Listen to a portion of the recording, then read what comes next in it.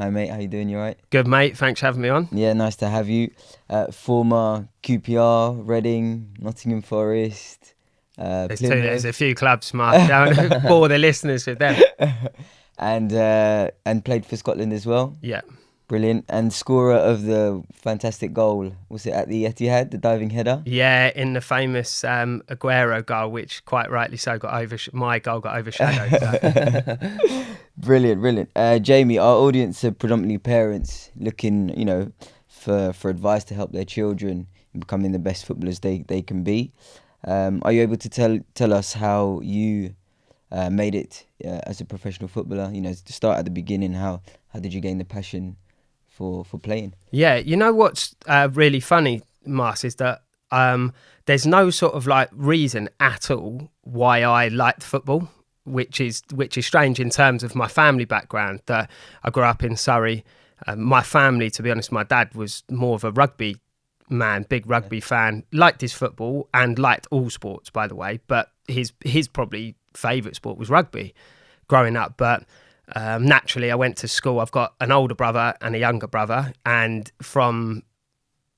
it's hard to remember what age, but let's say primary school age, we're playing football naturally in the playground. Then we playing football with our friends in the garden, with each other in the garden, but we're also playing rugby. In the summer we're playing cricket.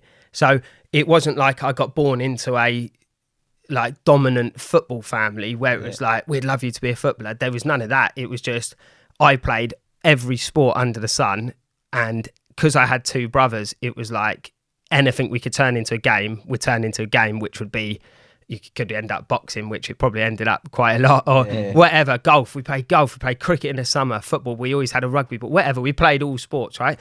I just found, for some reason, all completely from within, I loved football.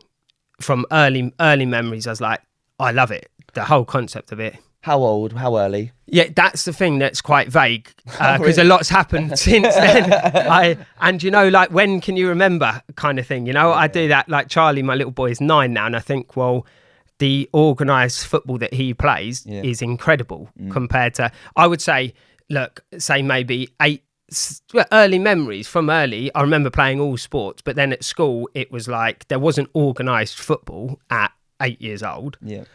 We certainly didn't play in a league on the weekend or train in the week. I clearly remember I was probably 9, something like that, and it would be the first game we played for a team would be with my schoolmates, and it would be one of the boys' dads, and we'd turn up on the Saturday morning at the school, and everyone would come and would play, and it would be like amazing. Then that obviously evolved to then secondary school. We then were in a league, but all with your school friends, and then you sort of dragged along other people from other schools. In secondary school, I went to a secondary school, there was 1,200 kids there from different places.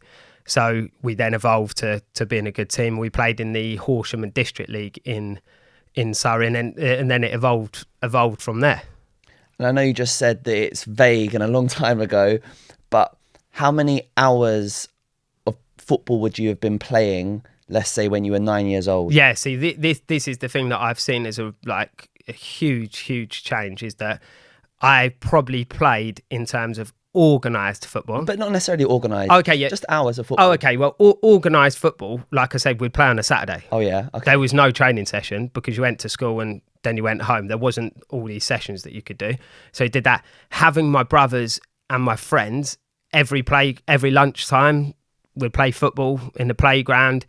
At home, you'd play football when you could. You'd just play the whole time. So there wouldn't be, without even knowing that I was playing, we were playing. So it wasn't like anyone put cones out in the garden and go in and out the cones. We would just play.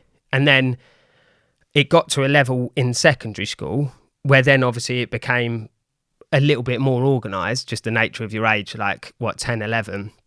It got a little bit more organised, and there's a few more training sessions, and then I ended up playing for the county and the district team, so you'd have a couple more games thrown in, and then it got more and more from there, but nothing like the actual training in terms of technique and coaching of turns. It was all it was all self-taught against the wall or like against Yeah. do you know what I mean? But you probably played so many hours without even knowing that we played. Well, that's it. And I think academies now, like, if you read so many autobiographies of past pros, they will say that. They will say that they were playing with mates, they were getting their contact time with a ball for so many hours, but it wasn't like it is today, where it all needs to be like adult supervised. But I think academies have gone through a journey where they started to control it.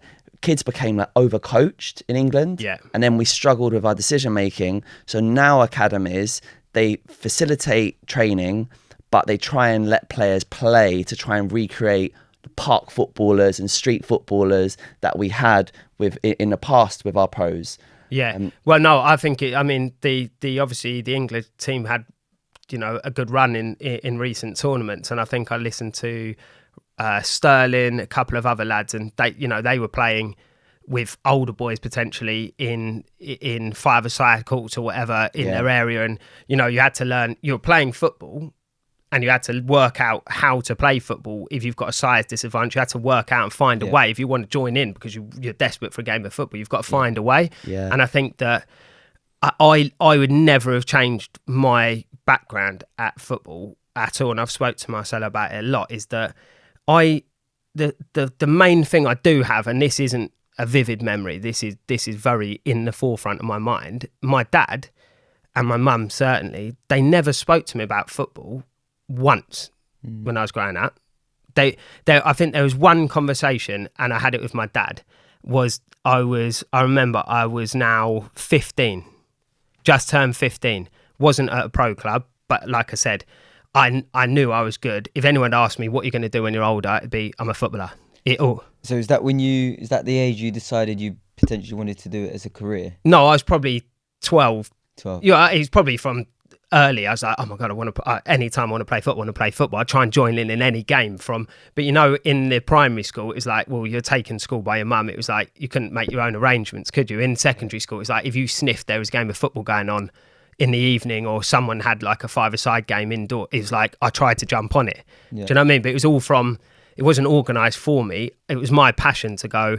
And I can't say anyone gave me that passion apart from my dad going about sport, how important it is to play sport. And so genetically, I was lucky in terms of we were a sporty family, but not in a professional background, just we were an active family, which was important. So going back to where we at, playing in school compared to then it getting a little bit older and being in academy, we played football, a lot of football. Yeah. But it was enjoying it. We were enjoying it. Yeah. There wasn't like, if you had said to us at the time, you're coming down and you're putting cones out and we're doing drills, I know everyone that I played with would have gone, want to play a game. What's this? You just want to enjoy playing football. So you were practicing without knowing. Going back to my dad talking to me, it got to 15 and I played football on a Saturday, rugby on a Sunday. That was the setup. So did my brothers, and so did a lot of my friends. And I loved playing rugby. I enjoyed it. Good set of lads, and it was like you know, I liked the contact of it. I liked getting stuck in. You could use your pace and I just liked the whole setup. And my dad at 15, this is the only conversation I can really remember having starting about football, was that you've got to maybe now make a decision. Can you play rugby on a Sunday anymore, or do you want to play another game of football? Just because everyone started getting bigger at 15 and injuries started happening. Not for me, but you could tell he knew how passionate I was about it. He was all led by me. He could see how passionate I was about football, and he didn't want necessarily rugby to get in the way of what my passion. So we had that conversation. I was like, it is probably about time now that I could do with another game of football on a Sunday, and that would have been my preference. So it was all kind of led by me, but he recognised it. Yeah. But he never ever, he would come home from work, and if it was in the summer, we'd play cricket in the garden, or we were lucky, or we'd play football in the garden, or we'd play a sport in the garden. But he never ever said to me, I came off a pitch going, you could have done better there, or you should have done this, you should have done that. It was all come from me. And every player I've played with, I've had this conversation. What was your dad like when you played? Oh, my dad wasn't there. or like they were working, so I had to get myself a lift to football, or oh, did your dad like do drills with you and make you do this, get out of bed and do it? No, no one did that, because it would have taken the hunger and the fun out of it for you. It was the only time in my career that I played with zero pressure, just purely for the love of playing football. And I think that's what gave me the platform to then, when it got serious, I was happy with the pressure at that point. Would you say that with the journey that you've had, if you replicated that journey now, would that still work to become a footballer, to play at the Premier League like you did? Yeah, because I know that it would, and I tell you why. On the back end of my career, I'd been playing in the Championship and Premier League maybe for 10 years, a couple of years in the Premier League and the rest of the time in the Championship, and then got to 32, just turning 33. I had an operation on my back, and I thought this might be the end, and I was devastated. You know, I was like, I think I can rehab. I think I've still got a bit more football in me. So lucky I got the opportunity to go and play for Oxford. Now, it was my first experience of sort of dropping down a league, and I went to play in League One. And what I noticed was incredible, and I'm so glad I did it, is that because of the nature of the level, we would then get players in from Premier League clubs on loan who there's more than two or three I can remember in my head that would have been the best in their age group from probably 9 to 16, because then they've been kept on at West Ham or Tottenham, other places where we'd get loan players in from. They would have been the best in their area for sure, because they've ended up getting contracts. Came out on loan to us. After every one of them, they might cheat your eye a few games, but I saw them day in, day out, and there's not a chance that they'll be able to fulfil their potential that they thought or their clubs think they have, because they don't have the desire and they don't have the hunger to do what it takes day in. It's not easy. Everyone wants to be a footballer. Yeah. To sustain a career and maximise your potential is not easy. There's a lot of sacrifice. There's a lot of hard work behind the scenes. It's not just as simple as going out. And I feel that on the back of that, and being around football for 18 years in my career, I saw the academies coming through. I didn't see many players who came through the system who had that real desire and hunger within themselves to have a long career in football. And I feel that it's a real crossover, because I feel if you're in the system at a young age, you're getting the best coaching. So it's the best thing.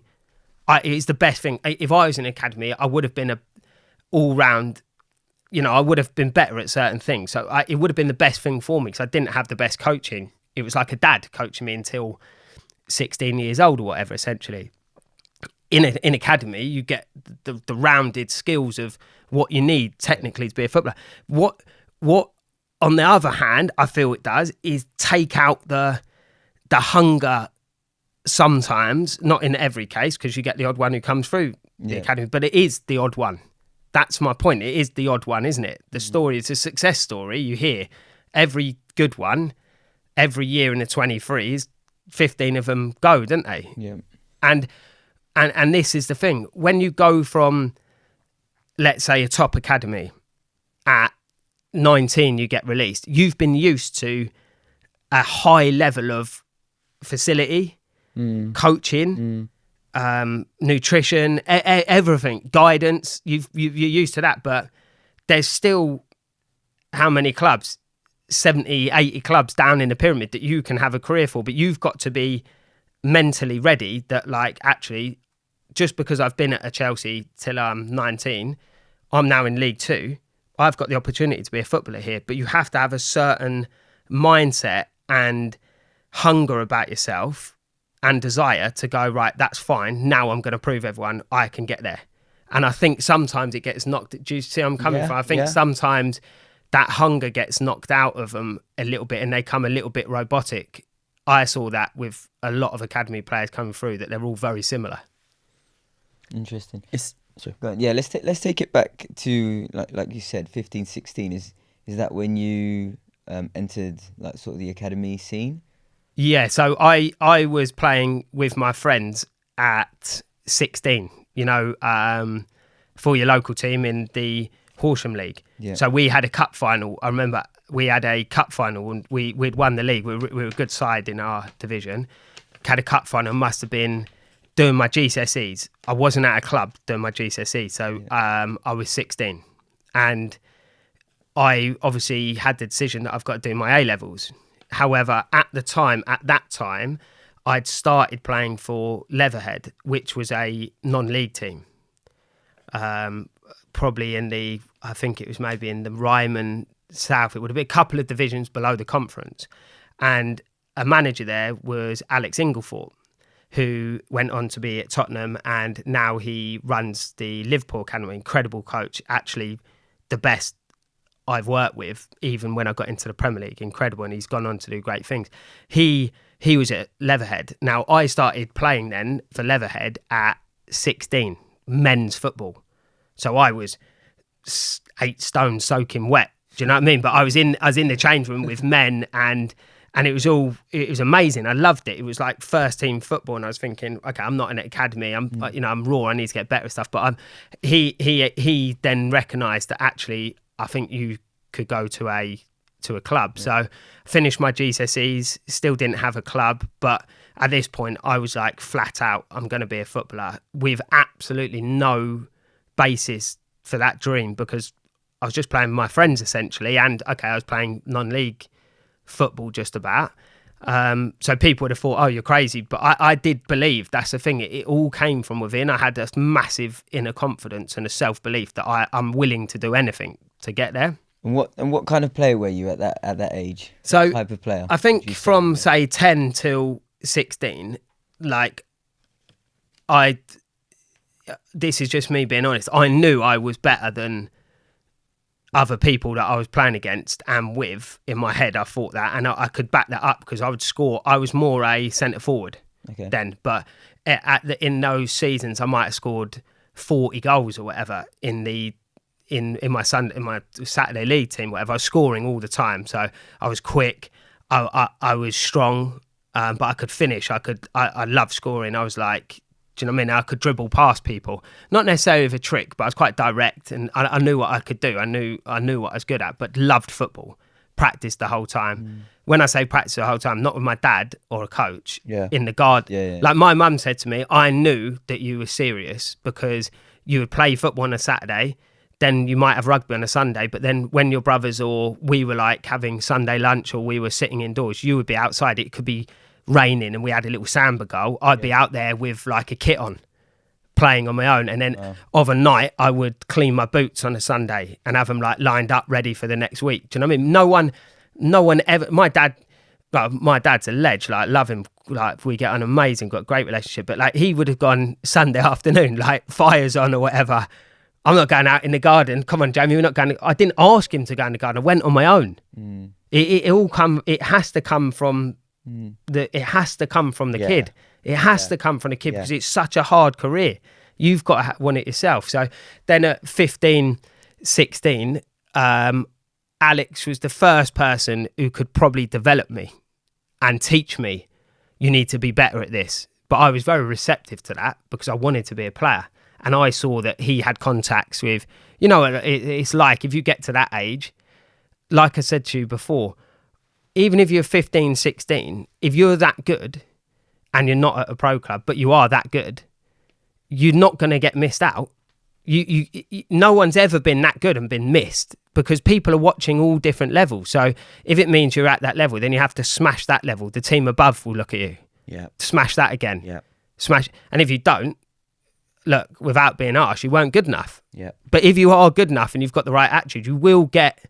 It doesn't all have to happen at 9, 10, 11. If it does and you're good enough, then brilliant. You get the best coaching at an academy. So be in there, but keep the desire for your kid. And then at 16, I was leaving school. So I'd done my GCSEs. I was training. And Alex called my dad and he said, I want to take Jamie to Wimbledon. Like, they want to have a look at him. And I'm thinking, wow, my friends have just gone back to A-levels. doing their A-levels, and I actually went back for the first 2 weeks, and I was gutted because I did start. I never thought I wouldn't be a footballer, but obviously people were like, "Of course you ain't a footballer, you're coming to do your A-levels. You're just turning 17." Anyway, he took me to Wimbledon, and I did well. I got there and I thought, I can affect this. They're probably more rounded than me, a lot of the players. But the one thing I knew from day one is I didn't see anyone in the team who wanted it more than me. I could feel it straight away. Like, my friends wanted it more than the lads who were already there. So when I got there, I was like, right, I can have an edge here. They might look better than me or can do things technically better than me, but I think I've got more desire to get there. And it was Wimbledon at the time, so it wasn't AFC Wimbledon, it was Wimbledon before it sort of moved to MK. Yeah, and then so I did well. They had a reserve team then, like under 17s, under 19s reserves. It wasn't 23s then. So in the reserves, you would play against, we're in the Premier League reserve, so we'd play against Arsenal. And I remember playing against like Fabregas had just come over. And then if, say, we played Watford, Sean Dyche was centre half for Watford, but if you had been injured in the first team or you didn't play on a Saturday, you would play in the reserves. That's how you. So when you played in the reserves, for me as a 17-year-old, you were playing against good pros. Yeah, so it was like a pro. So when you went into the first team, it wasn't really that much different, bar there was a crowd, but you're still playing against so it was really good for your development. And then a lot of stuff went on at Wimbledon, and it was in the middle of the change, so they went into administration, which meant there was an element of the squad was quite thin and who can step up. And I was the last one to join at 17. They had been there from kids, and I made my debut at 18 in the championship on Boxing Day. So it went from a year or a year and a half before, I was playing with my pals and I was going back to school at 8, and I made my debut in the championship at 18. It was like I was at home on my own, so my mum and dad were away for Christmas, and I got the call saying, "Jay, you're playing." And so they all came to the game away at Reading, and we won. And then it but you were ready? No, nowhere near. In my head I was, yeah, but when I look back, nowhere near ready. I was miles off it. Yeah, I was raw. I was of course I wasn't ready. Nowhere near ready. Circumstances made me play, and they obviously went, who's ready? And they thought, I'm ready. So obviously someone thought I was ready. In my head, but I was like, place in the team. Yeah, I played for, that was in Boxing Day, and so I played for the remainder of the season. But sometimes it happens like that. Even like Rashford, like the way he got into Man United. Yeah. Like, yeah, they were really short of players at the time, but there must have been, like, you know, physically and you know, technically, and you're affecting things in a positive way. Yeah, but I look at a Rashford, for argument's sake. Like, I looked at him and, okay, he burst onto the scene, as it were, because he got his chance, but he held on to it and he's maintained his level and got better and better. So he was obviously good enough to be at that level. I'm saying that I look back at myself at that age compared to when I was 25 and I was playing in the Premier League. I was like a 1 out of 10 ready.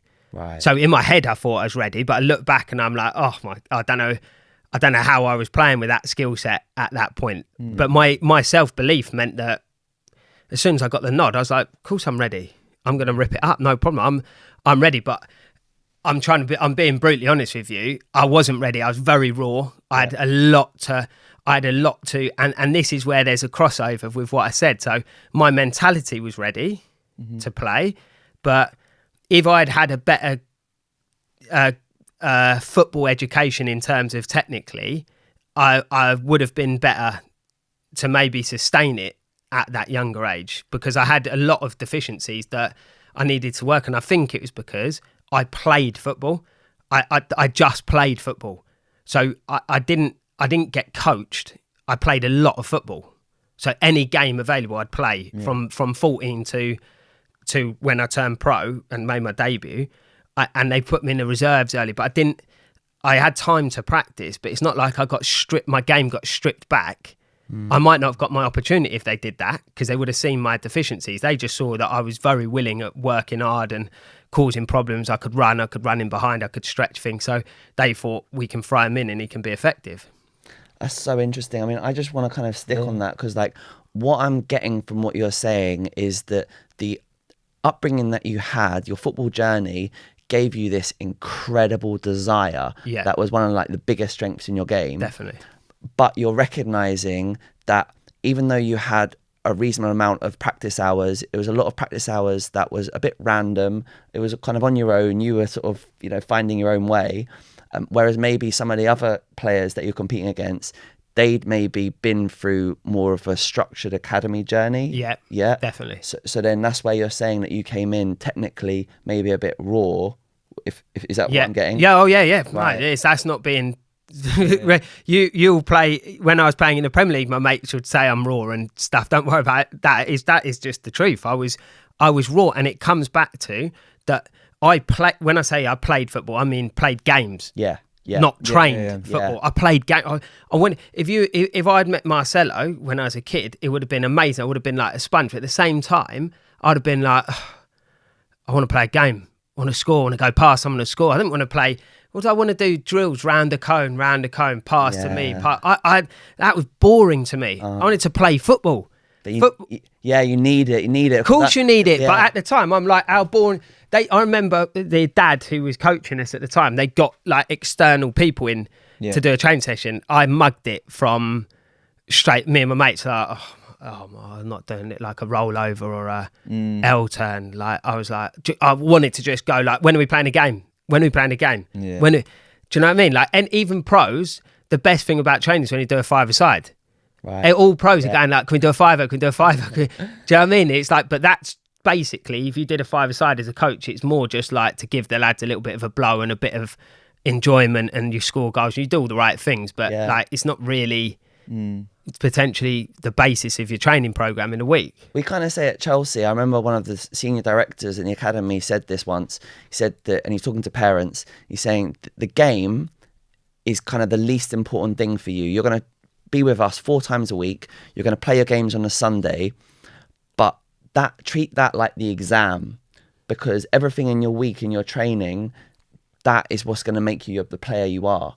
Every week turning up to those sessions, and then we then see how you do in the game, because that's a test to see how you're taken to the training. And I quite like that, the way he said that. Yeah, I think so. I think that to like relate it to me and a lot of other players who would have been like me, which is like majority of them just loved football and they've then progressed to play football, which is amazing, is that if I had that grounding, we're obviously at the start of my story, what happened to me next wouldn't have happened. Right? That wouldn't have happened.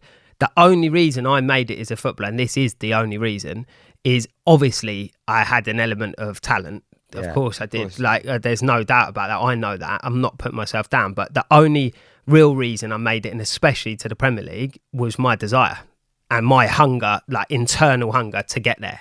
So I was willing to do anything, work harder than everyone, do whatever it was to get there. And I did that. If I had come off those things off the pitch, even 10%, I would have probably played League Two or still had a career in football, but nowhere where I wanted to be. That wasn't my success in football, playing in League Two. My success in football was getting to the Premier League. That was just my mindset. So that, for me, is more powerful than being an unbelievable player. Because you can learn, because this is what happened to me next, you can learn to be... ultimately, if I said to... like my left foot now, if I wanted to get my left foot unbelievable, I'll spend 3 hours a day against the wall going left foot touch, left foot touch, left foot touch. I do. I remember us having conversations. Was it when you were in Exeter on loan? Yeah. When you went around your family and you literally practiced. So this is what happened next, Mars, is that a lot went on, which was very strange for an 18-year-old. I made my debut, played in the Championship, which was amazing, brilliant. And then the change within the football structure happened. So Wimbledon became Milton Keynes and AFC Wimbledon formed. Now, my contract was in the Championship with Wimbledon, which then became Milton Keynes. So a lot's been made of it in the press and all that over the years, but like no player could have gone, I'm happy to go down 8 divisions and not be a pro anymore just to stay with Wimbledon. It wasn't like a conversation. Your contract was with them. So we went up there. We'd been relegated. So we were now in what would have been Division 2, League One now. Yeah. And a new manager came in. A lot of young players were involved. And he restructured it all to go like, because it's the start of the club. So I spent a year of having gone from non-league, like nothing, playing my friends, making my debut at 18 to now not playing, but I'm at a pro club.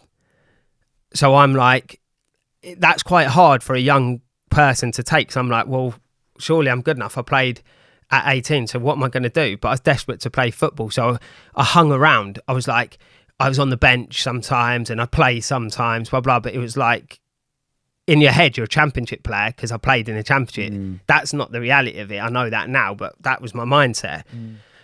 And so I ended up getting released, having played in the championship so at 20, my contract was up and I got released.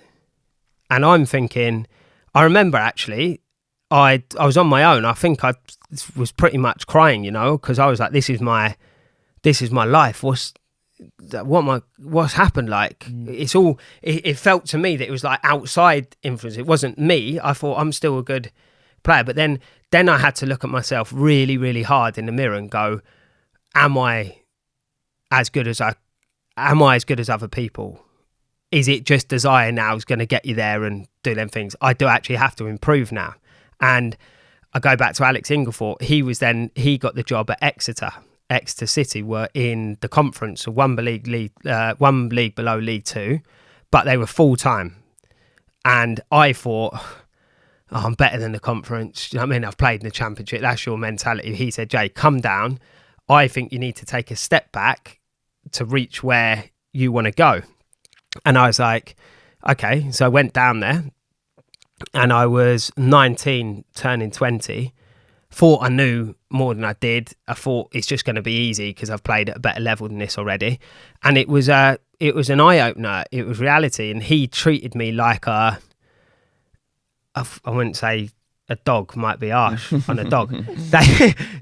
He knew my family, right? And he knew the background I come from, and he believed in me, right? Really believed in me. But he was harsh, like harsher, far harsher than you would ever be with, like, he was on me, and it's, I owe him everything. It's the best thing that he ever, at the time, I'm like, we're fiery with each other. We had that relationship, but he was on me. Like, Ibrahimovic said that with Capello. Yeah. Apparently, like, he was a really harsh manager with him. Yeah. There's been a few stories of players like that. Yeah. But you put a lot down to this manager. Oh, everything. Wow. Yeah, a lot, because I would have stayed at that level if I carried on doing the things that I thought I've played. This was my mindset. I've played in the championship. What am I doing down here? Why am I not playing every week? I didn't play.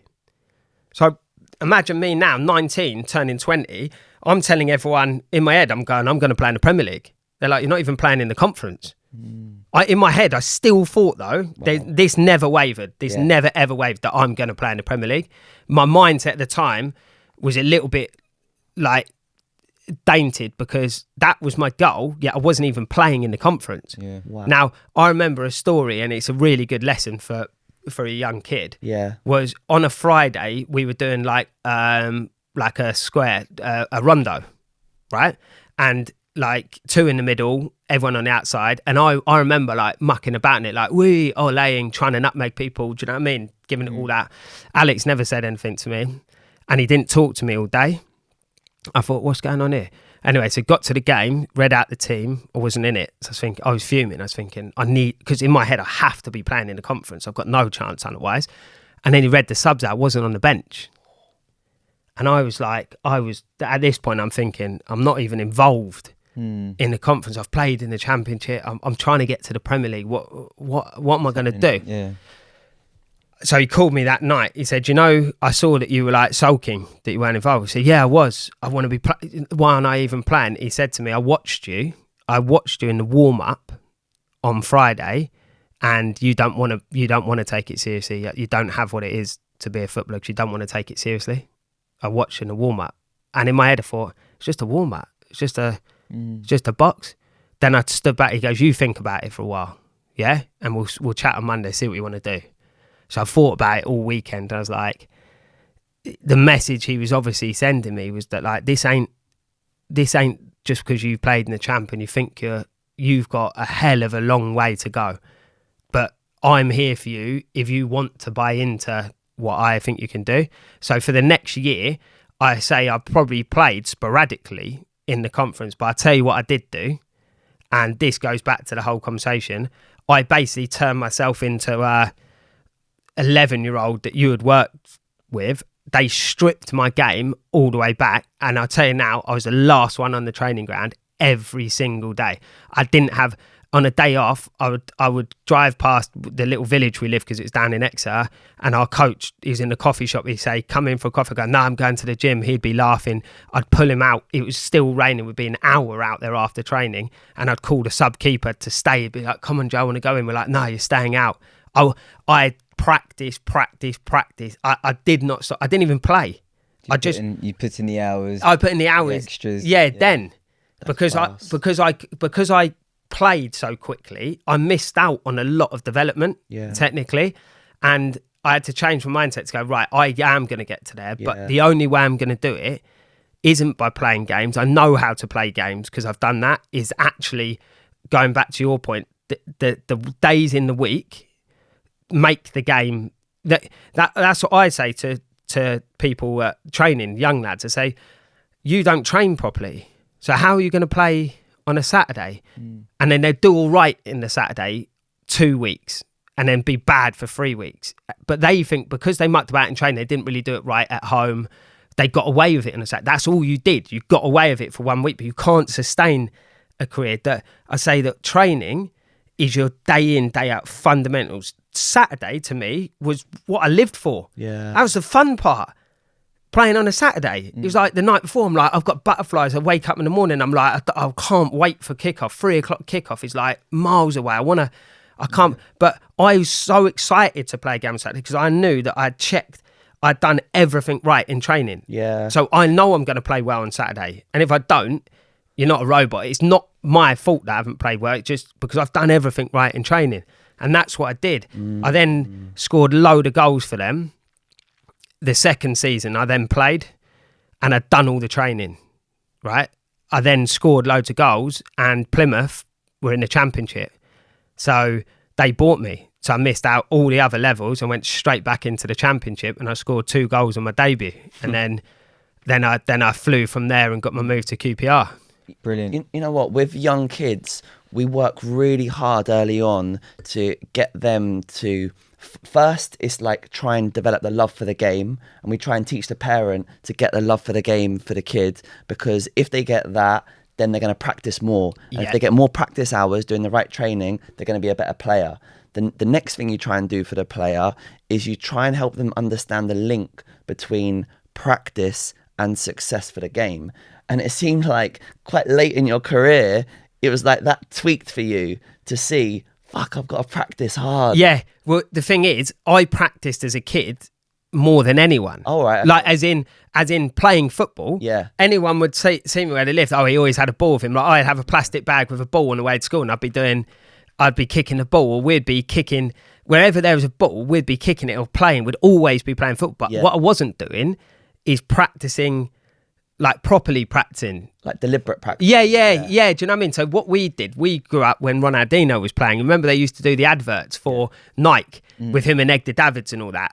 He was like our idol, Ronaldinho. So we would then, it was like not what the lads have got now. It was like the like internet where it was a bit slow or whatever, but we'd get them, his tricks up, and we could do like all the tricks. So we'd like watch it, go outside, and we wouldn't come back in until we can do that trick like round the world. Then we'd go back in. Then we could do the next one. So we could all do these like, you know, like the freestyle comps. Because I wasn't like technically like a great player all the way through my career. I was like a hard worker. But then if one of the young lads would go, Jay, I'll like smash it, a freestyle thing, I'd go on then. And then I could do all these tricks. They'd be like, nah, how can you do all them? And I was like, when I was a kid, that's what we used to do. Because we loved like, we loved their like, so I did practice. I loved practicing, but I didn't practice the right thing. I just played. I played a lot of football.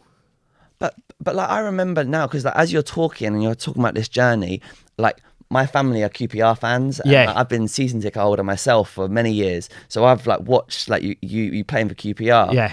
And like you got better and better. Like as QPR went up the leagues, like you rose to the level. So I can see that because some players would get released. Yeah, and yeah. You were just always so important for QPR, and like you can see that you're just putting in those hours in your career to just keep moving up to the levels. Yeah, definitely. I was big on that. I understood my opportunity the whole time, and my thought process was I've gone from all of that.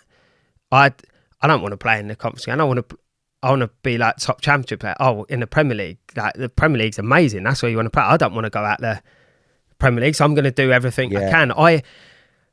My attitude was amazing off the pitch. So like when I got injured at QPR, I broke my leg. I had an oxygen tent put in my spare bedroom to speed my recovery up.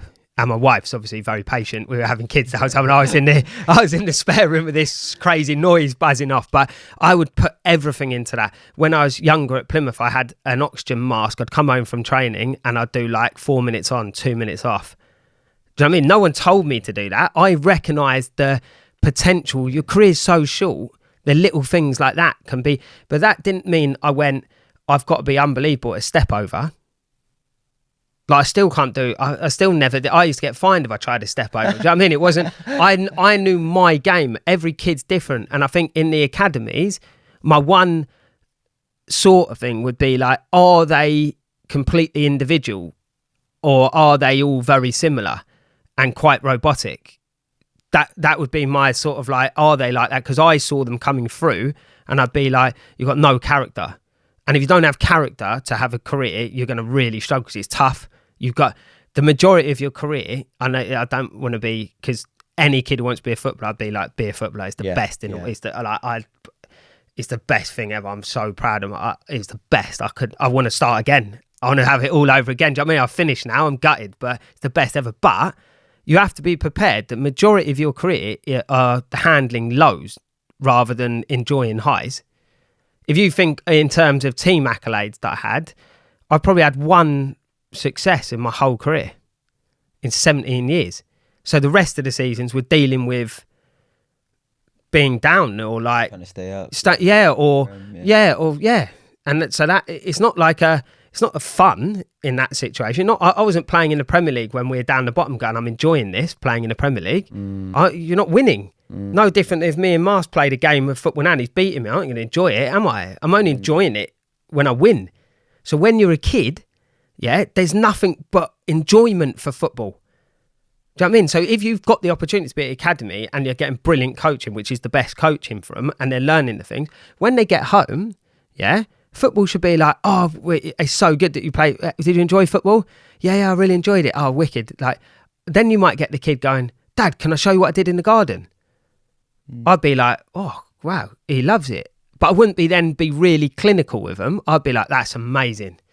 I can't believe you can do that. That's so good. Look, when you're at training, like you listen to the coaches and you enjoy it. Make sure you enjoy it learning. Like you've got a great, you know what I mean? The opportunity is amazing, but make sure you're enjoying it. Make sure you're enjoying it. That would be my message the whole time. Are you enjoying it? And then what you said there really resonated with me is that for someone to practice anything, they have to love it themselves. And I really struggle with a lot of parents that I see now going like, I see kids like everything they do, they turn around to their dad. And I'm like, have they got like too much pressure on it, or like they're crying when they lose? Or you can see they muck up and they tense up and they're like angry. I've seen it with players, they're like sort of almost do that little like scream. They're like so frustrated. I'm like, oh my God. Like that's not, I look at that kid straight away and I go, he's not going to be a footballer. At 9, I could look at him going, mentality wise, that's not going to be a footballer. You should be playing, loving it. Like, I know you all want to win. So do the parents. I love the passion of the parents. You know what I mean? They all want to win. All the kids want to win. But like, there's a level of going like, you're playing football. Like you should be playing, loving it. I wouldn't have played if I didn't like it. I would have gone, if I preferred rugby, I would have made myself a pro at rugby. I tried because I loved it.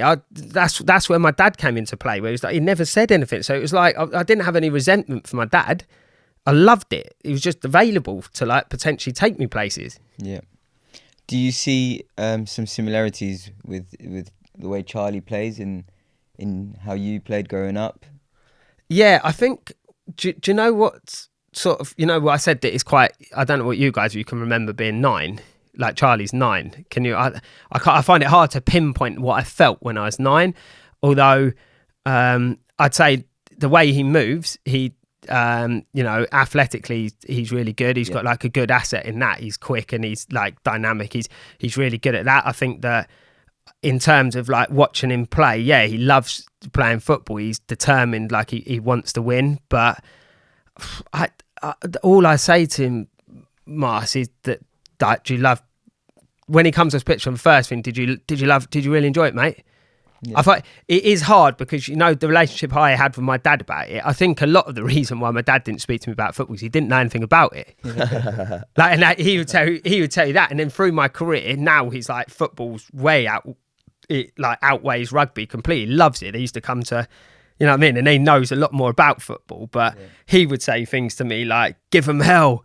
You know what I mean? That would be, they were the messages I would get from my dad, like, and it was brilliant. It'd be like, harder they are, the bigger they fall, like get stuck into him, like sort of rugby sort of terms. And I'd be like laughing to myself going like, oh, like, so, after a game, if he goes like, well played, and I've scored like 2, but I could have scored 4 and I'm like 12, I would know myself, like, what's he on about? I'd be like, I didn't play well. I mean, I didn't need that like gratification from my dad because he didn't really know about football. So I find it hard because in a game, I'll watch Charlie and like how they're developing, and I'll be like, oh mate, I know that if he did this thing, say I've seen something, like it would make the game easier for him. But like he like will throw his hand at me if I say anything. I coach their team. Yeah. He'll throw his hand at me. Like if I said it to another kid, they're like, listen. He's like, nah, I'm his dad. Yeah. He don't listen to me. Do you know what I mean? He's got no interest in what I'm saying whatsoever. And I'm like, okay, I sort of laugh. I'm like, okay, I get it. I'm your dad. So I'm there for him. And I guess he's lucky because if he ever wants to go, Dad, can we practice? But I want to practice this. I'd love to practice him every hour of the day. But I do leave it for him more so. I nudge him because I think it's the right thing in terms of like, come on mate, should we go and do a bit of football, should we practice? And he's like, yeah, okay, we'll do a bit of football. But I don't want to be like really clinical about it and go like, you have to go in and out the cones, do this.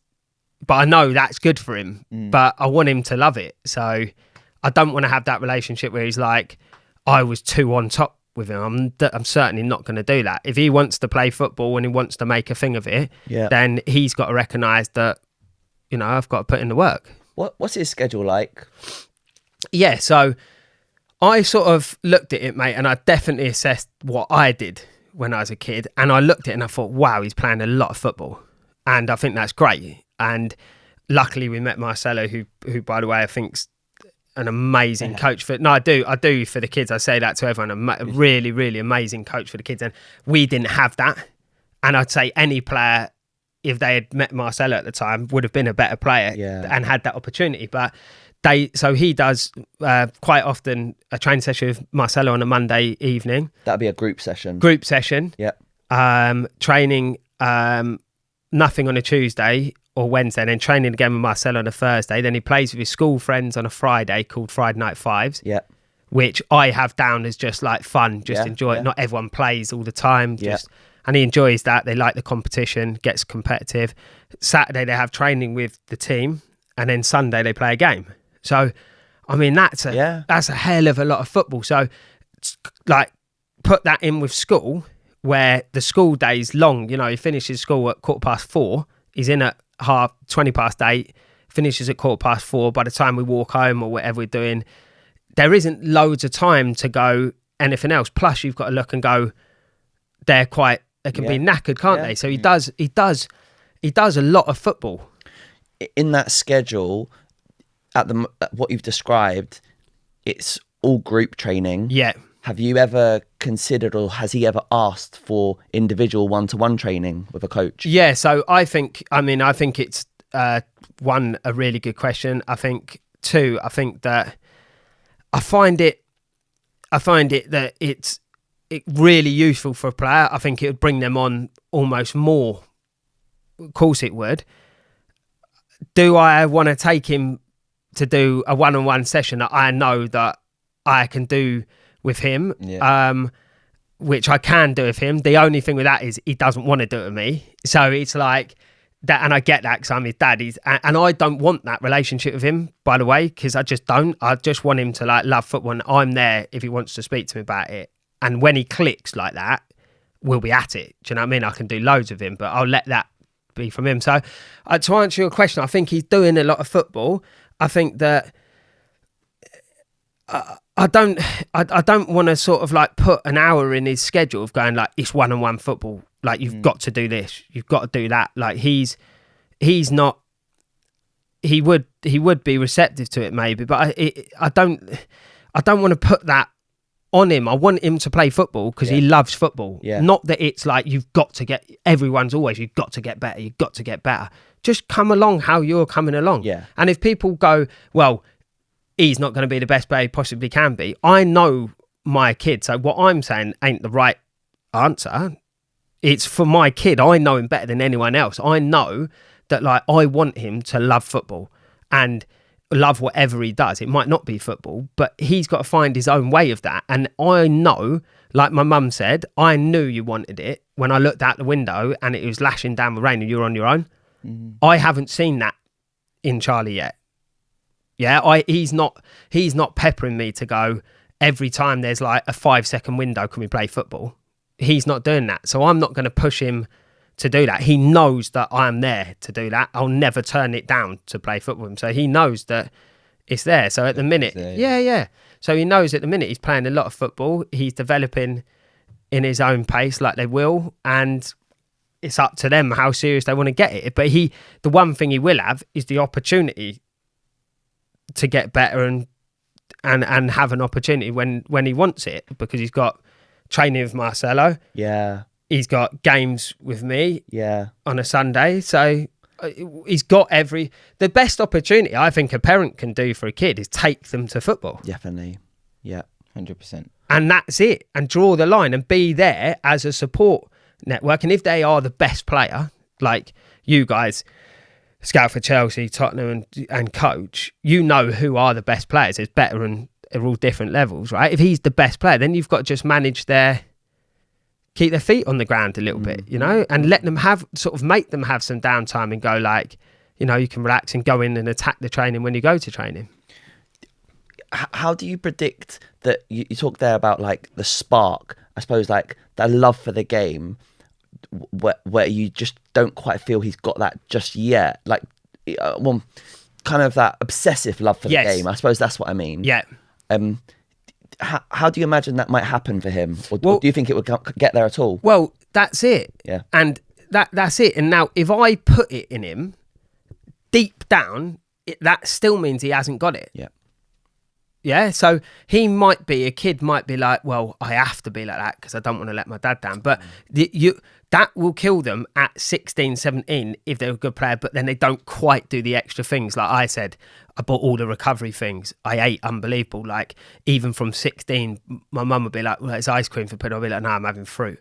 You know what I mean? They like those things. If it's sort of like you're putting on a front that I love it, that they'll come to the surface, and it's that brutal of a sport. Yeah, it's too competitive. You'll be left behind. So you can't give someone hunger. No. How can you give someone hunger? It's not a thing, and it's the single biggest asset that will give you the best opportunity to sustain a career, not just play a few games. So my thing is that Charlie's exposed to a lot of football, and if he was like, Dad, I don't want to come and watch football with you, I'd go, Sam, you don't want to watch football? Like, don't come with me. Do you know what I mean? But we go and watch games. He comes to me to watch games. He's been in the changing room with me at QPR. He used to play on the pitch after the game. He used to come to the training ground. The lads would like put him in the tumble dryer and like muck up. He used to love it, you know, getting the drinks out the fridge and being around football.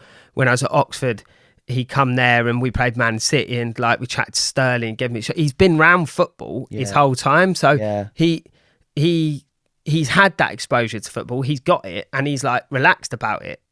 Like if you ask him, Marcelo knows he really likes football, but he's not going to me. I'd be lying to you if I said he is like, mate, some kids, even at 9, are probably like, they come home from school, they're straight in the garden, aren't they? Yeah. He's not like that. So I can't go. So the argument then is like the nature nurture sort of bit that we spoke about is that like, okay, can I lean on him a bit more to do that? But if he doesn't want to do it, why am I? Yeah. How can I? That's not going to work, is it? It's not. You hear, okay, like who do you know who that's happened to? I know what everyone's going to say. Oh, well, Tiger Woods' dad did that of him. Serena Williams, Venus, their dad, they made them into them people. That's what people say, don't they? But like, there's a few arguments with footballers. I think there's a couple who are out there who were sort of made like that, but they still had a degree of talent to start with, and they still had a hunger to go. So if Charlie said to me, he's desperate, I would then be like, right, we can do drills and stuff to get him back, because he is led by the enthusiasm part of it to get from inside to outside is all led by him, and he'll be really receptive to going, I want to get my left foot unbelievable. He's 9 years old, he can say that, can't he? Like, do you know what I mean? But he hasn't got that part yet. You're saying when will it click? It might just be we watch a game that he loves and he's suddenly like, I want to do it. But I don't know if I'm right in saying that. I don't see how I can put that in. No, you're right. No. A parent can't. It's got to come from...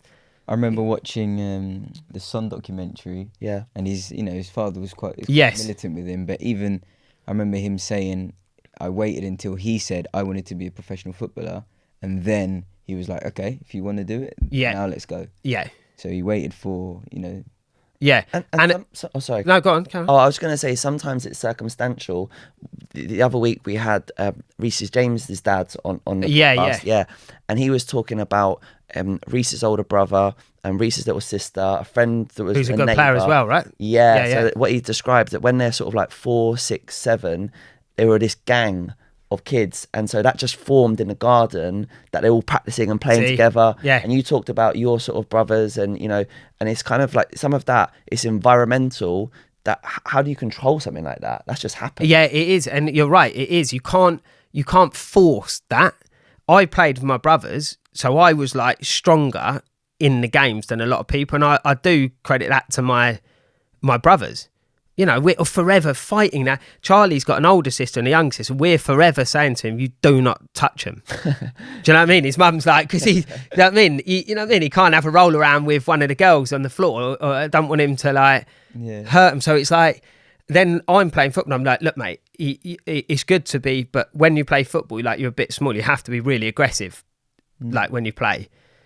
But that's quite hard for a kid to go like, wait a second, when do I switch off the aggression? It's all right for us because I know, I'll chat to anyone, but on the pitch, I would have 2-footed my mum for if it meant it wouldn't have mattered to me if she's on the pitch. Fair game, we're playing. Didn't care, but off. I'd never do something like that. I'd be, but you can't. Again, that wasn't someone going, you have to be like this, Jamie. And I was thinking, just through play. Yeah, through playing, you understand, you realise. Yeah, so like the Reece James and his sister plays for England. I think she's obviously a very good player because she was playing. Rose, actually, my daughter, she plays Friday Night Five. She's the only girl on her team. She's really good, very strong and very competitive. Yeah, very fast. Very fast. Very fast. And because she's played in the garden, me and Charlie, and he doesn't care that she's playing. He'll push her out of the way but you can't recreate. You can't go. You know what I mean? You can't go like when you're trying for kids. I need 3 boys this age just so I can I've got a chance of them being a footballer. Yeah. There's a whole world out there. I think football's the best career you can ever have. But you know what I mean? There's lots of life out there that you can miss out on if you have to be very serious to go. I want to do it, and forcing it on the kid. That's not helping the kid. Especially, I do look at kids who at an academy. I'm like, well, you want them to be in an academy potentially because you've agreed to say, yeah, I'm happy for my boy to go into this system, or girl, same thing. I want my kid to go into this system, right? So you're happy to sort of go, you're the best. in your industry for that age. So I'm passing my kid on to you, but you're not an expert yourself. So why are you doing anything other than going, that's your coach? Oh, 100%. Be the cheerleader. That's it. Come home, be like, oh, you enjoying it? Make sure you enjoy it. Oh, brilliant. My close friend of mine, his boy plays for Palace, and I played football. I played career with him, great player. And his boy is 14, brilliant player. And he sends me clips. I love it. And he's class, like really good player. I love him. And he was like Charlie. He's involved in football because his dad played in around football. And my friend was on his case about playing football. He just took him to gave him to the coach to go. He doesn't question the coach, and they talk in private about, like, now he's 14, so he understands, like, Dad, can I do this? They'll get an age where they can ask questions. But if you're not qualified and you're just, say, like a fan and you've just watched football, you might be telling your kid a load of stuff that's like irrelevant. Cross messages from what we're doing. You know, I sit and I had grassroots football. Yeah. For the kids now, under 10s league in Harrow, competitive league, and sometimes, you know, I'll get the lads in and then they'll run to their dad first, and Dad's talking to them while I'm talking. I'm going like, look, I'm essentially just a dad as well. I'm not a coach, but obviously I played football and I know what I'm talking about. I'm not saying I'm an expert at kids level, because I'm certainly not. I asked Marcelo about a lot of things, because I played for a long time, he knows better than me. So I asked for his advice and stuff. And some of the things I think, well, a 9-year-old kid is quite...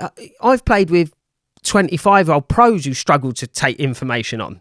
So a 9-year-old kid can't have 10 different messages coming in their head. So just be on the sideline and be like, get involved. I like the energy, but keep the energy as an encouragement. Yeah. That's it. It's crazy in football, isn't it? Yes. How everyone in England, especially, we're so passionate as a country about football, but then it sometimes crosses over where people suddenly start thinking they're experts. Yeah. It's like you got to know what you're an expert in. And if your kid's talented enough, which you've got to be really talented to be at a good academy, that's brilliant. What a grounding for them. But there's such a gulf between being a 12-year-old at an academy and being a pro footballer. And that journey is tough. That is, and everything you sacrifice, believe me, is worthwhile. It's worthwhile. But it's worthwhile for me because I made it and I had a career in football. So do you balance out going, well, you can't now go on to see your family on this day because you want to give your kid the opportunity that he's in an academy? Like, where if Charlie was in an academy, like, obviously we'd have to sacrifice probably some things if we're going away on the weekend and stuff. But like, I know if I said to my wife, well, Charlie's got a game on the weekend, but we've got the opportunity to go on holiday, or we're seeing family members that we need to see, like, she's going to be like, we need to see the family. It's one game. Do you know what I mean? But does that, like, how can that affect the kids? They've if you make it as a pro, and there's only a small number who do, you're missing out on it's not good odds, is it? That you're gambling on your kids' whole life. Of you only get a chance to be a kid once, didn't you? Where nothing matters, do you? Just enjoy being a kid. You only get that opportunity once. Now, for the percentage of people who make it, compared to the people who try, who miss out on all those things, it's not very good. You wouldn't bet on those odds, would you? Well, that's why sometimes we talk about the hunger for the child to make it, like we've talked about, but also then, because of so much sacrifice that you've just talked about for parents and family, there has to be a certain degree of hunger for that family. It's a massive sacrifice. And you know what, like, I look back as well, like, I wasn't driving when I went to Wimbledon, and my mum, we had a little sister as well, so we got 4 of us. You know, she had to drive me to training, back from training. You know, I owe them. Without them, I couldn't have been a player. So there's so much sacrifice. So that's why I say that, like, while they're at the football, what they've obviously talented, don't kill. I'd never kill a lad's dream. When, you know, they talk about the percentages like I just did. And I'm not contradicting myself. I'm just speaking facts. Everyone knows those facts, right? But I would never kill. If Charlie wanted to be a footballer, I'd never speak to him about them facts. I'd go, of course you can be a footballer. Be anything you want to be. Because I was, and there's other people who are probably better than me. But I found a way. Like, if you want to do it, then you will practice. Me telling him to practice, straight away I know that's not him doing it. off air, we were talking about your opinion on athleticism in the game and the modern player. Do you mind just talking a little bit more about that? No, certainly not. I think, obviously, you know far more than me in terms of what a first team coach or manager or player would want to recruit for whatever team. I could tell you what they want, but I don't know what you guys would potentially recruit for from what age? 9 or 8 or we're recruiting from 5 and 6. Yeah, so 5 and 6. Yeah. So from 5 and 6, you're recruiting from then, and I would be uneducated to say what you're looking for. You would know more, but in terms of athleticism in the game evolves every year. That you have to. There's a handful of players I've played against who weren't unbelievable athletes, who were top players. Probably not even a handful. It's a dynamic. You picked out one before. Who did you pick out? Yeah, so I said Paul Scholes was arguably he's people of Xavi and Iniesta were scrambling to get his shirt after people have said he's one player would. I played against him. It was this guy is on a different stratosphere of football. It was like he was playing in the park, just incredible passer of the ball. Yeah. And obviously he played centre mid. He could run around, but he wasn't known for being overly dynamic, was he? He used to scramble in tackles and get yellow cards all the time. But he was phenomenal. He was a hero in our house. I loved him.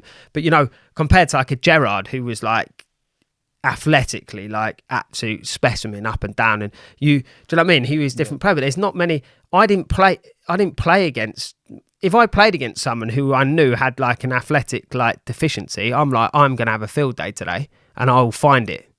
I will find that in you, and it means that you could be 3 times as good as me on the ball, but I will get the better of you in this game. No danger. But you said when you went to the Premier League, that just never happened. Yeah, so the Premier League, every single you not only is everyone very good on the ball, because it's a given. You're playing in the Premier League, so you've got to be good on the ball. And all the basic things, everyone's very good at. First touch, everything's brilliant. But physically, as well, everyone's rapid and everyone's strong.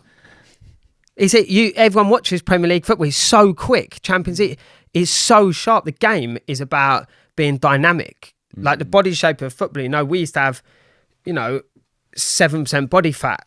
6-7% body fat get tested the whole time. You can't be carrying weight around like that. You've got to be doing, you're a winger, you're a wing back, you've got to be doing 12-13k in a game, but doing it again on the Tuesday night, you've got to be an unbelievable athlete to play football. There's 46 games in the Championship plus cup games. In the Premier League, there's 38 games of a high quality, or of pace, high intensity, power, high intensity. It's sharp. In the Premier League, around the box, it's razor sharp. You're out of position by a yard, you're getting punished. Give away a free kick on the edge of the box.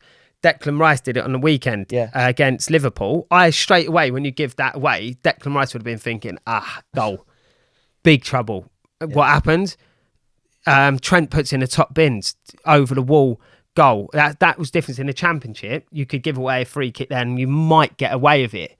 Do you know what I mean? The game would be margins. The game might be determined on a mistake rather than quality. But the outstanding quality of a modern day footballer is athleticism.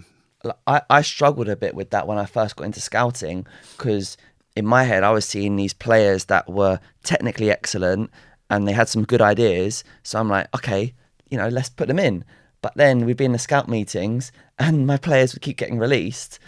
And I sort of struggle with that. But in the end, you have to serve the club that you're working for. Yeah. And like Chelsea have produced unbelievable players in recent years, and they've proved that this system works. A lot of the other Category 1 clubs are recruiting in the same way, where they do look at players' movement and their mobility very early on. It's like a prerequisite. Yeah. But the thing is, I look at it and go, well, it's not a question of being harsh or not harsh.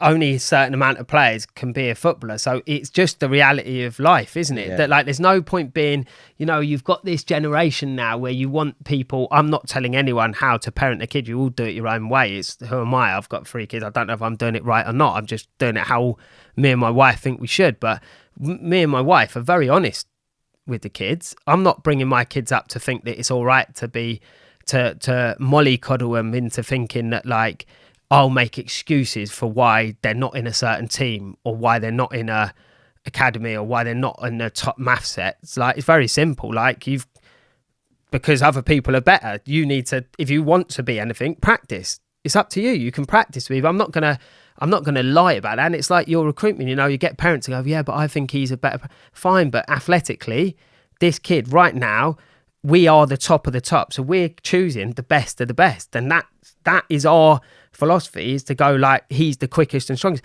Okay, on the back of that, there'll be an argument, of course, that you miss out on a couple of players who are very, very good on the back of them not potentially be able to run as much. And different models in different countries produce different types of players on the back of that. But you can't change the whole wheel and go, that's not what we're looking at, because like I did, athletically, I was very good, but I had to get to a level that I got to by practicing again. So I think if you've got someone who's a very good mover, athletically very good, straight away, you've got something that you can't really teach and coach, that you have to play in the Premier League. And so you can teach that player how to pass it on his left foot, right foot, how to do an L turn, step over, game management. You can teach them that. You can't teach them to be.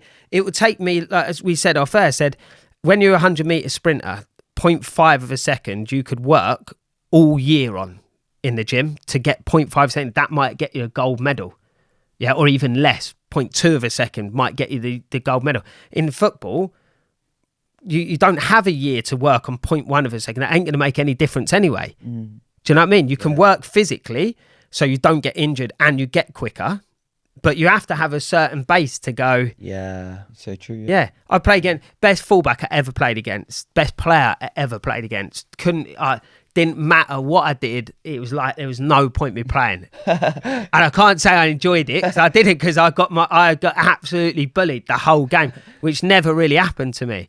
Ashley Cole, small, height. I swapped shirts with him after, and when I took it home, kids were a bit younger. But I showed Ted, she's like, what?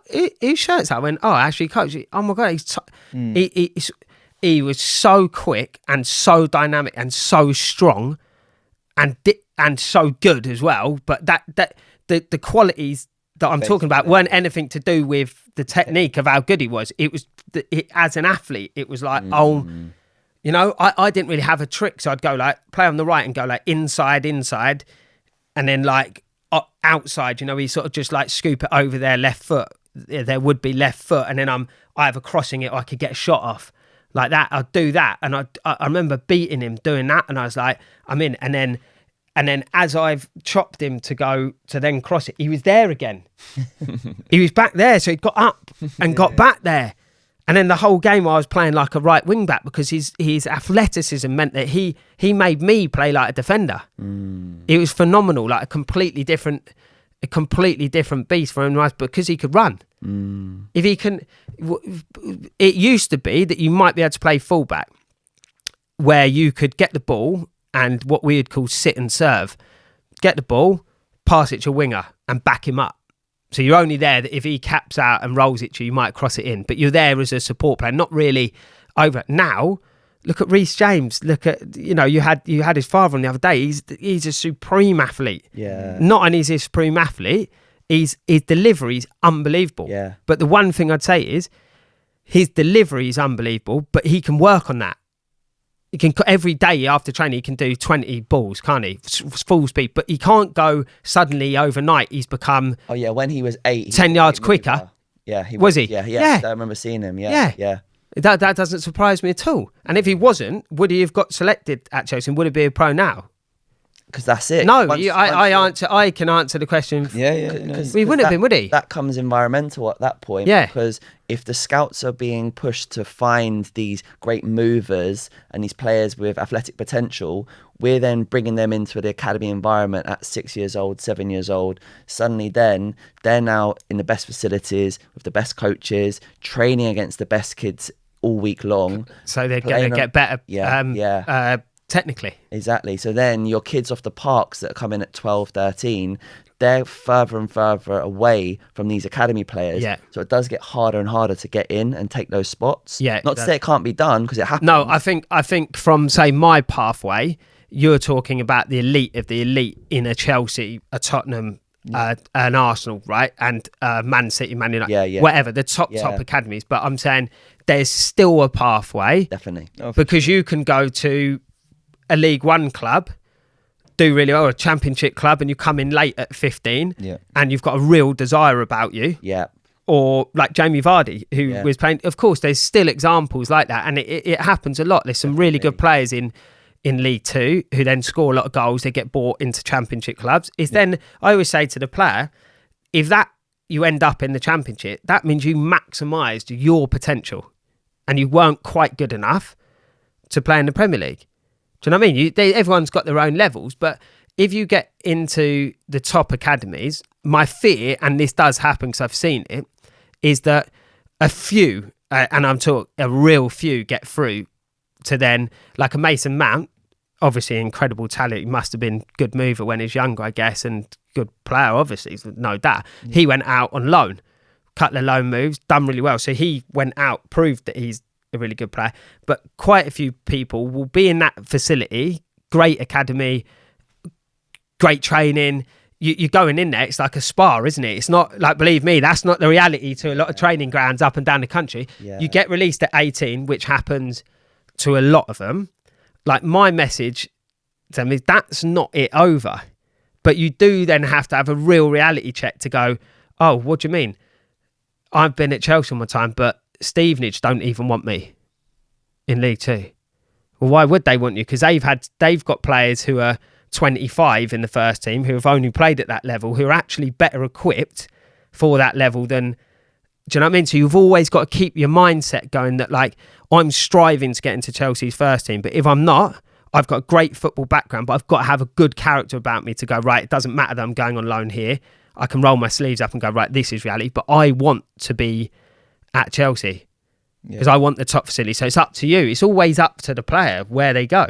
You see that quite a few times where, because they're in that bubble, you know, it's almost like, it's like tunnel vision, isn't it? And then when that bubble bursts, they don't know how to react. Or how, you know, it's tough. I know that Chelsea identified that as a problem over a period of time, and they even took some action where in the past you had the 18s and 16s that would share the same, like, leisure space, playing pool and things like that on the first team side, and they were in the same building. And then in the end, Chelsea stopped that and said, these players are starting to think that they've made it because they're in and around the first team players before they've got anywhere near it. And they've got to protect that. They've got to have that hunger. And there was another game where we were in a cup game and we went and played against, it was in fact AFC Wimbledon, and AFC Wimbledon brought 3,000 in the crowd against Chelsea's youth team. And Chelsea's youth team, I think they were nearly lost, but the youth team manager did a presentation to all the scouts talking about it and saying that it was such a lesson for them as academy staff, because they just showed how the mental side of the game is so important, and how maybe can we try and find a way to, because like try and create failure or create obstacles on the journey. So players more prepared for it. Of course. You can't, like, I think you wouldn't want, I wouldn't want Charlie, I would want Charlie, if he was a footballer, to have the same as me.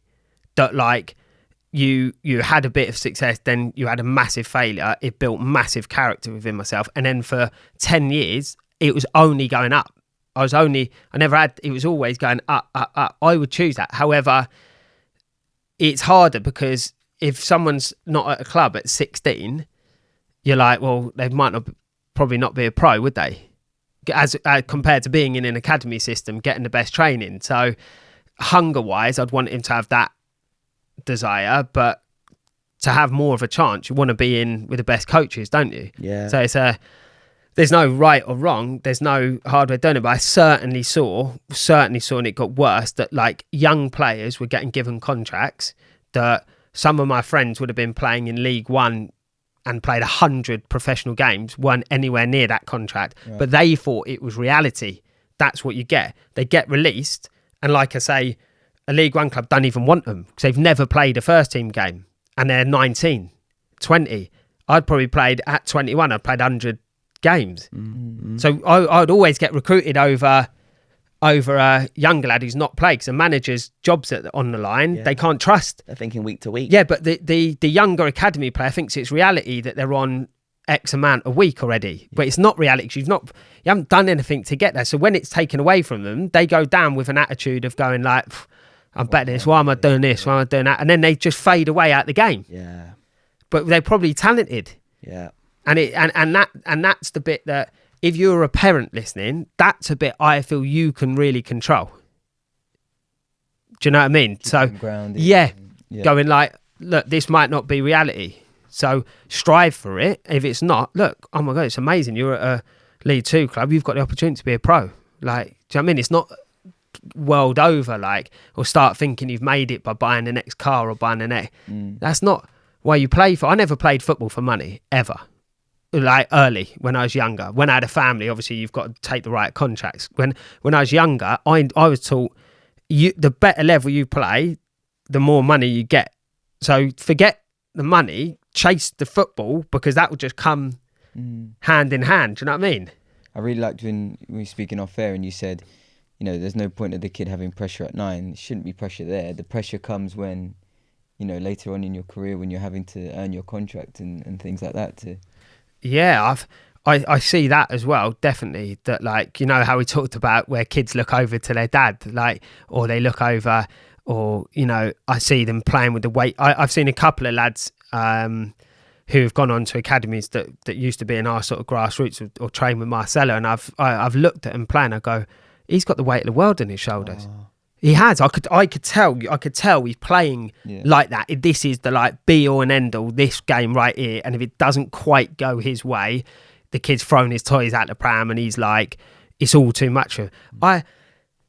At 9 years old, 11 years old, you play football and you be a kid for the one time in your life where nothing matters in your life because, you know, you're going to school, whatever. I know, I understand some people's situations, everyone's situations are different, and sometimes home life's not great. But I mean, as a kid still, it's not like you have to go and earn to put food on your table, set up your life for your family. You're playing football. Football's the best thing ever. Go and play like that. Yeah. It'll come across in your training. You'll train harder. You'll want to train more.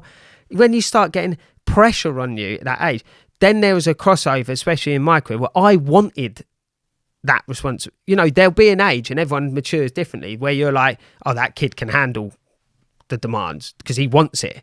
You know, if you're 14 and you're in academy, you're thinking, I want to be a pro. You're like, there's a bit of pressure, a bit of weight on your shoulder. Yeah, because you're ready for that, aren't you? You want to, you know, people make their debut at 16, 17, so you're like, you want that, didn't you? But at 9, 10, like, enjoy football. Like, you're coming off not enjoying your football. Like, if I watch Charlie play, yeah, and he weren't enjoying it, or he doesn't want to be there, or he's like, sometimes he's tired. All kids do that, don't they? And I'm like, oh, you're a bit tired tonight. And he's like, yeah, whatever. But if he weren't enjoying football, I ain't taking him football. No. He ain't doing football no more. If he doesn't enjoy football, I ain't taking him football. One thing I'd do, which might be perceived as being pushy, would be I'd make sure my kids play sport. Okay. Yeah? Yeah. So there would be there's no grey area about that. They're playing sport. And if that meant it was hockey, netball, swimming, tennis, golf, you have to have an interest in sport, in my opinion, for a kid. For social aspect of it, fitness and health is huge. Mental health is huge. But if Charlie specifically went, Daddy, it's not fun. I'm not enjoying it at all. I'd either find him another team to see if he enjoyed it to start with. I wouldn't let him just like crash out. But fundamentally, if he doesn't like football, he don't like football. Yeah, no, I agree with that. kind of, I mean, it's been incredible hearing you speak. You know, I think it's so helpful for parents to hear this from a player that's played in Premier League, and the journey you've had. Yeah, it's awesome, and also coached at grassroots level as well. You know, that's interesting challenge. What has been the highlight of your career? Yeah, I think the highlight of my career would be, for me, was playing scoring in the Premier League. You know, playing in the Premier League, staying up and getting a chance to play again in the Premier League. Yeah. You know, you hear a real handful of players measure their career on success. In terms of the players I grew up watching, would be like the Man United era in the 90s when I was growing up. They won everything, right? So they've got all these trophy cabinets and that. I haven't got that because I wasn't as good as them. That's the simple fact of it. So I judge my career on the getting to the Premier League was my outset from my early memories of playing football. That was me making it as a footballer, was playing in the Premier League. And then I thought I still would have been proud if I'd played football professionally, but that was my goal, and I reached it. I think when I speak to young players who are playing now in the Premier League, and a lot of my friends are in Championship, I say to them that like I was happy to finish playing football when I did because I could look myself in the mirror and go, I couldn't have done any more. When it's an amazing place to finish. Like I'd hate to have finished going like I was talented but I was a little bit lazy. That would have killed me, do you know what I mean? But maybe the talented player who's a bit lazy doesn't think that when they look at their career. So everyone's different, aren't they? So. Yeah. And how funny that, like, back when you told that story when you're in a conference and you were mucking around in the rondo, maybe your life would have gone a different way if that manager hadn't dropped you that day.